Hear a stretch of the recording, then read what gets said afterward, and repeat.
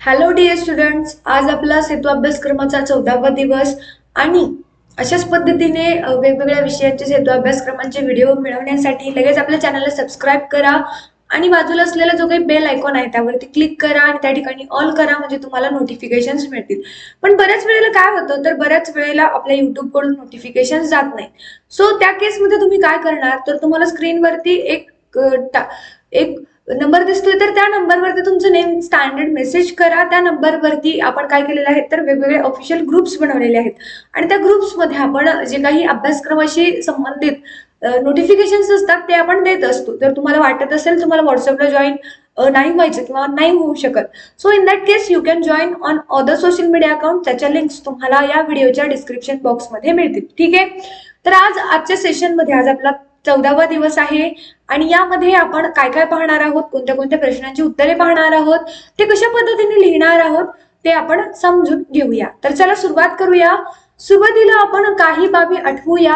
हा जो काही मुद्दा आहे तो लक्षात घेणार आहोत. त्यानंतर कृती करा हे प्रश्न आपण पाहणार आहोत आणि त्यानंतर मग काय समजले, अधिक माहिती साठी कोणतं पुस्तक आपण रेफरन्स करायला हवं, काय समजलं, स्वाध्याय व मूल्यमापन किंवा मग अधिक सराव, कृती आणि उपक्रम या संदर्भाखाली जे काही प्रश्न असतील त्या सर्व प्रश्नांची उत्तरे आपण आज पाहणार आहोत. तर चला आता सुरुवात करूया त्या सर्व प्रश्नांची उत्तरे पाहायला. तर यामध्ये लक्षात घ्या, यामध्ये ह्या सर्व प्रश्नांची उत्तरं आपल्याला म्हणजे पूर्वीपासून येतात, पण त्यांना व्यवस्थितपणे मांडता येत नाही किंवा मग मागच्या वर्षी त्यांचा व्यवस्थितपणे अभ्यास झाला नसेल तरी सुद्धा काही अडचण नाही, आपण आता त्यांचा व्यवस्थितपणे अभ्यास करूया. ठीक आहे. तर पहिला प्रश्न लक्षात घ्या, कृतीमधला. भारताने पंचवार्षिक योजनेचा स्वीकार केल्याने अर्थव्यवस्थेत कोणता बदल झाला? तर भारताने पंचवार्षिक योजनेचा स्वीकार केल्यानं कृषी, समुदाय विकास, तंत्रज्ञान यात बदल झाला आणि भारत विकासाच्या दिशेने मार्गक्रमण करायला लागला. त्यानंतर दुसरा प्रश्न आहे, मिश्र अर्थव्यवस्थेचा भारताने स्वीकार केल्याने अर्थव्यवस्थेत कोणते चांगले परिणाम दिसून आले?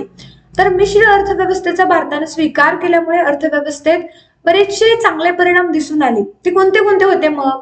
तर त्यामध्ये सरकार आणि खाजगी उद्योजकांनी एकत्र येऊन उद्योग चालू केला, लोकांमध्ये देशहिताला प्राधान्य देण्याची वृत्ती दिसून आली आणि देशभक्ती काय असते हे त्यावेळेला आपल्याला समजलं. कारण जे काही निर्वासित लोक होते त्यांनी काय केलं होतं, परकीय चलन काढून घेतलेलं होतं आणि त्यामुळे मग आपली जी काही अर्थव्यवस्था होती ती पूर्णतः डबघाईला आली होती. आपल्याकडे कसल्याही प्रकारचं परकीय चलन किंवा स्वतःचं चलन अस्तित्वात नव्हतं. अशा वेळेला आपण मिश्र अर्थव्यवस्थेचा स्वीकार केला आणि त्याचे चांगले परिणाम आपल्याला पाहायला मिळतात. त्यानंतर जागतिकीकरणामुळे कोणकोणत्या क्षेत्रात बदल झाला? तर जागतिकीकरणामुळे बऱ्याचशा क्षेत्रांमध्ये बदल झाला. जागतिकीकरणामुळे अर्थकारण असेल, राजकारण असेल, विज्ञान व तंत्रज्ञान असेल, समाज व संस्कृती अशा सर्वच क्षेत्रात बदल घडवून आले. त्यानंतर चौथा प्रश्न लक्षात घ्या, खाजगीकरण, उदारीकरण व जागतिकीकरण म्हणजे काय? खाजगीकरण म्हणजे सार्वजनिक क्षेत्रातील कंपन्यांची मालकी व नियंत्रण खाजगी व्यक्ती किंवा खाजगी कंपन्यांना हस्तांतर करणं. म्हणजे एखादी कंपनी आहे, सार्वजनिक आहे म्हणजे ती सर्वांची आहे, तर त्याची जी काही मालकी आहे ती एखाद्या खाजगी कंपनीला देण्यात तात्पुरत्या वेळेकरिता, तर याला आपण खाजगीकरण म्हणतो. आणि या उलट उदारीकरण काय असतं लक्षात घ्या. उदारीकरण म्हणजे काय, तर शासकीय हस्तक्षेप व नियंत्रण कमी करण्याकडे कल असणाऱ्या आर्थिक धोरणाचा अवलंब करणारी प्रक्रिया म्हणजेच उदारीकरण. तर बऱ्याच वेळेला काय होतं, तर अशा काही संस्था असतात ज्यांना शासकीय हस्तक्षेप नको असतो आणि त्यावेळेला उदारीकरण ते स्वीकारतात आणि जो काही सरकारचा किंवा शासनाचा हस्तक्षेप असतो त्याला पूर्णतः बंद करण्याचा प्रयत्न ते करतात. जागतिकीकरण काय आहे मग? जागतिकीकरण म्हणजे जागतिकीकरण जगातील सर्व राष्ट्रांची एकच बाजारपेठ निर्माण करणं, यालाच आपण जागतिकीकरण म्हणतो. उदाहरणामध्ये आपल्या भारतामध्ये तयार होणारा एखादा प्रोडक्ट हा दुसऱ्या देशामध्ये म्हणजे अमेरिकेमध्ये मिळतो, तर ही जी काही बाजारपेठ आहे जी की जगभर पसरलेली आहे यालाच आपण काय म्हणतो? यालाच आपण जागतिकीकरण म्हणतो. त्यानंतर कृती करा. कृती करा म्हणजे काय, तर कृती करामध्ये सुद्धा आपल्याला प्रश्न विचारण्यात आलेले आहेत. त्या प्रश्नांची उत्तरे आपण द्यायला सुरुवात करूया. तर यामध्ये लक्षात घ्या, यामध्ये आपल्याला बरेचसे प्रश्न पाहायला मिळतात. तर सुरुवातीला आर्थिक उदारीकरण म्हणजे काय हे समजून घ्या. तर आर्थिक उदारीकरण म्हणजे अर्थव्यवस्थेतील शासकीय हस्तक्षेप व नियंत्रण कमी करण्याकडे कल असणाऱ्या आर्थिक धोरणांचा अवलंब करणारी प्रक्रिया म्हणजेच आर्थिक उदारीकरण होय. त्यानंतर 1991च्या आर्थिक सुधारणांचा कोणता परिणाम भारत सरकारवर झाला? तर 1991च्या आर्थिक सुधारणांमुळे भारतात आर्थिक भरभराट झाली आणि आर्थिक विकास होत गेला. त्यानंतर तिसरा प्रश्न लक्षात घ्या, जागतिक व्यापार संघटनेचा भारत सदस्य झाल्यावर भारतात कोणत्या सुधारणा झाल्या? तर विदेशी कंपन्या भारतात आल्याने भारताला आर्थिक मदत मिळाली, परकीय चलन भारतात आलं त्यामुळं परकीय चलनाची जी काही खळखळाट आपल्या देशामध्ये होती ती सुद्धा पूर्ण झाली. कंपन्यांचं बाह्यरूप बदललेलं, भारतात व्यापारासाठी रस्ते, रेल्वे याची वाट पाहू लागली आणि त्यामुळे जो काही आपला व्यापारीकरण होतं तेही झालंच आणि आपला आर्थिक विकास सुद्धा झाला. त्यानंतर चौथा प्रश्न आहे, WTO या संघटनेचं बोधचिन्ह, सदस्य देश, उद्दिष्टे, कार्यक्रम याची माहिती मिळवा. तर WTO ही एक आंतरराष्ट्रीय संघटना आहे. भारतासह 98 देश या संघटनेचे सदस्य आहेत. सदस्य देशामध्ये वाणिज्याला चालना देणं, वाणिज्य म्हणजे काय तर अर्थव्यवस्थेला, पैशाला चालना देणं, तंट्याचे निवारण करणं ही या संस्थेची मुख्य उद्दिष्ट आहेत. त्यानंतर पाचव्या प्रश्नाकडे आपण आता बोलूया. पाचवा प्रश्न आहे, जागतिकीकरणाचा पर्यटनावर कोणता परिणाम झाला? तर जागतिकीकरणामुळे काय झालं? पर्यटनाला चालना मिळाली.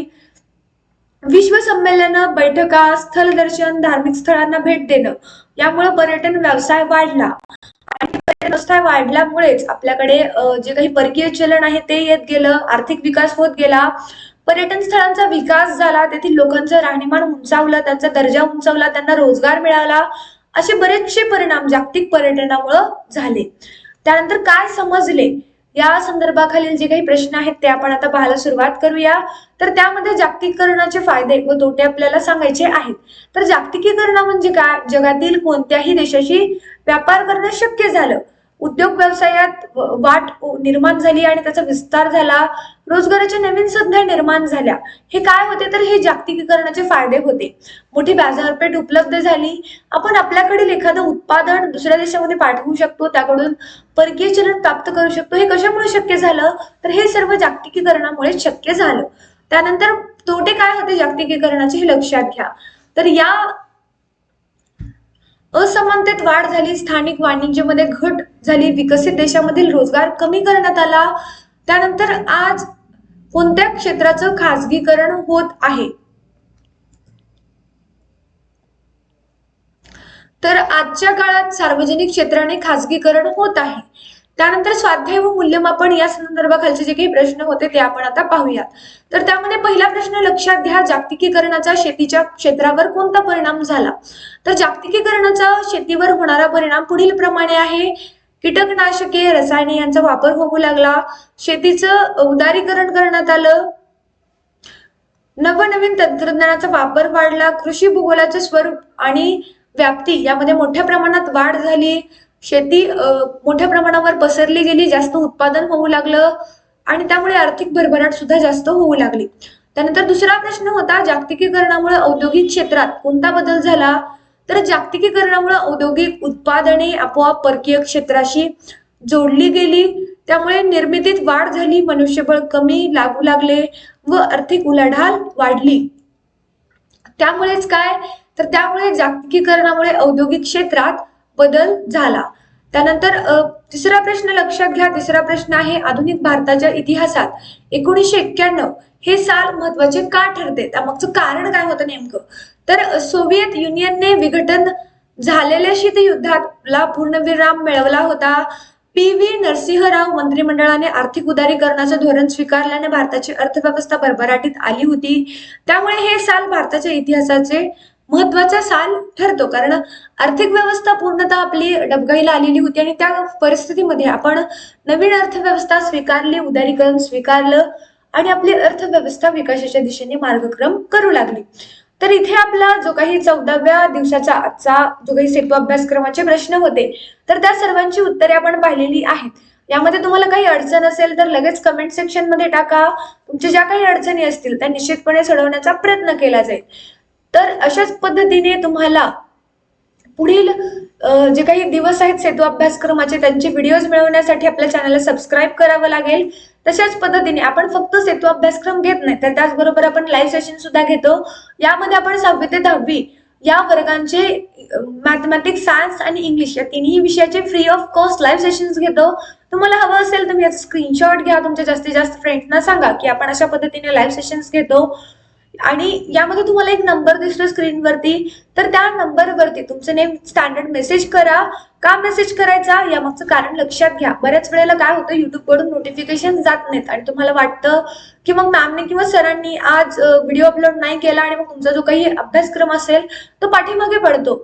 सो अशा केसमध्ये तुम्हाला या अभ्यासक्रमाच्या बाबतीतल्या ज्या काही नोटिफिकेशन्स असतील त्या दिवसेंदिवस किंवा म्हणजे दररोज मिळाव्या, वेळोवेळी मिळाव्या याकरिता काय करा, लगेच तुम्ही या नंबरवरती तुमचं नेम विथ स्टँडर्ड मेसेज करा. जे काही आपले ऑफिशियल ग्रुप्स असतील त्यामध्ये तुम्हाला आपण ऍड करूया. त्यामुळे काय होईल तर तुम्हाला त्या संबंधातल्या ज्या काही सूचना असतील त्या मिळत जातील. ठीक आहे, समजलं तुम्हाला? तर आपण लवकर भेटू पुढच्या भागामध्ये. तोपर्यंत व्यवस्थितपणे अभ्यास करा. काळजी घ्या. Now by two everyone.